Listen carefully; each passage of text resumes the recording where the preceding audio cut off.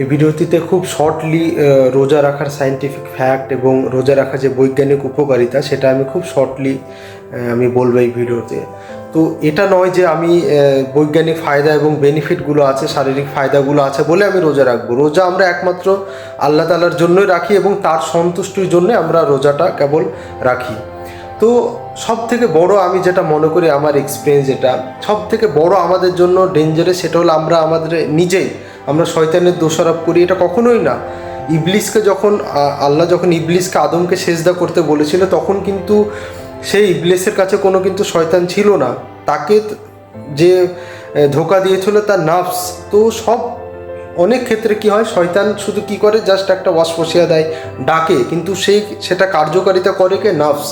তো রোজা রাখা, যে আমরা 30 দিন রোজা রাখবো, সেটার জন্য সব থেকে যেটা মানে রোজা রাখা সব থেকে যেটা বেনিফিট, সেটা হলো নাফস।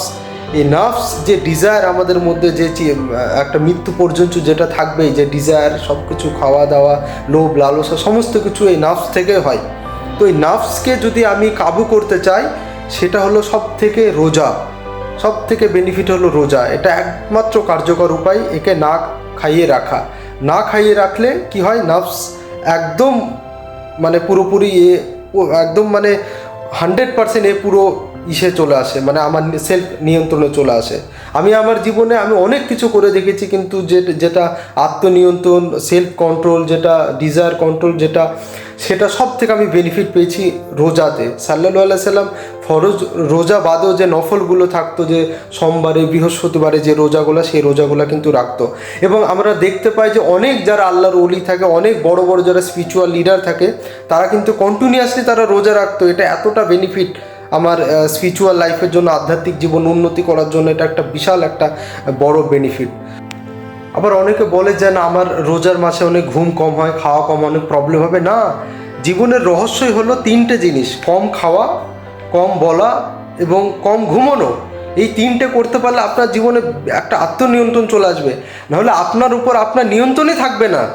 যদি আপনি এই 3টে জিনিস নিয়ন্ত্রণ না করেন, তো রোজা একটা বিশাল একটা ফাস্টিং, একটা বিশাল একটা জিনিস, যেটা আমি আপনাকে 3 ঘন্টা ধরে যদি ভিডিওতে আমি বলি, তাও আমি শেষ করতে পারবো না, বলে এত বেনিফিট আছে ফাস্টিংয়ের।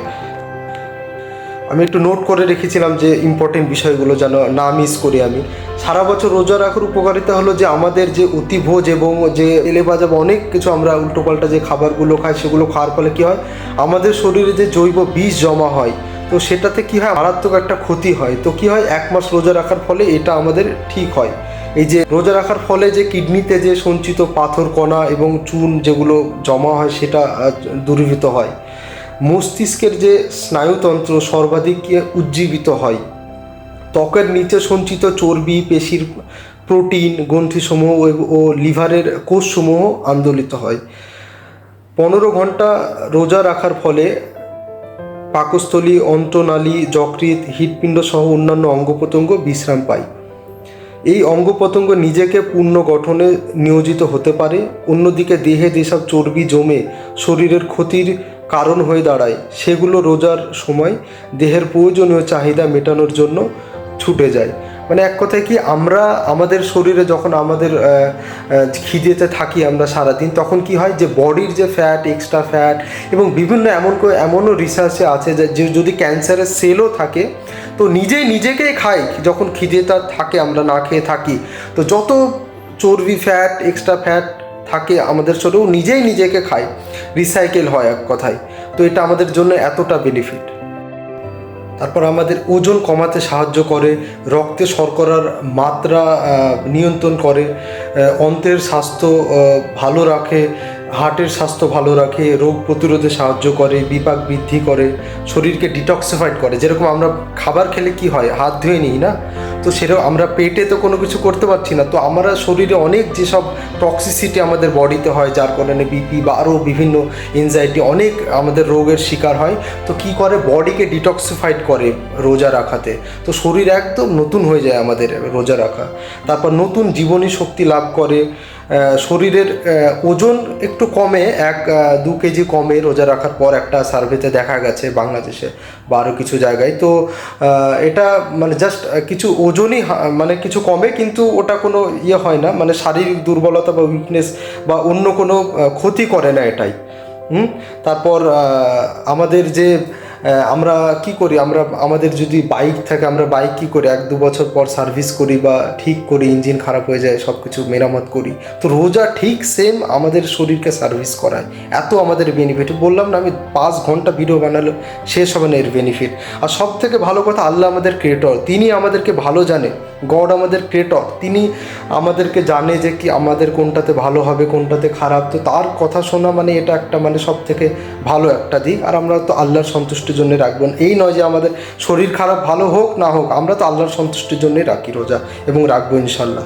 এবং সব থেকে বড় যেটা আমার লাস্ট আমি যেটা সাজেস্ট করব, যেটা সব কিছুকে ধ্বংস করে দিচ্ছে, ইন্টারনেট থেকে দূরে থাকা।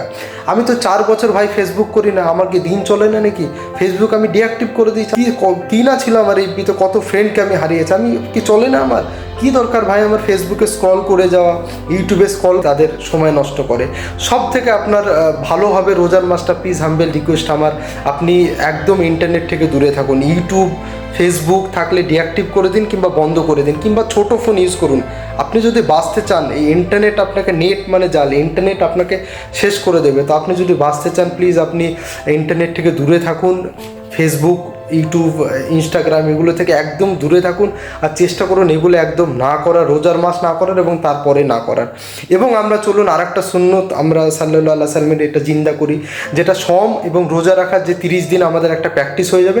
এবং তারপরে আমিও এবার থেকে ইনশাল্লাহ চেষ্টা করব যে সোমবার আবার যে বৃহস্পতিবার সাল্লাল্লাহু আলাইহি সাল্লাম রোজা রাখতো, এই 2 দিন রোজা রাখা।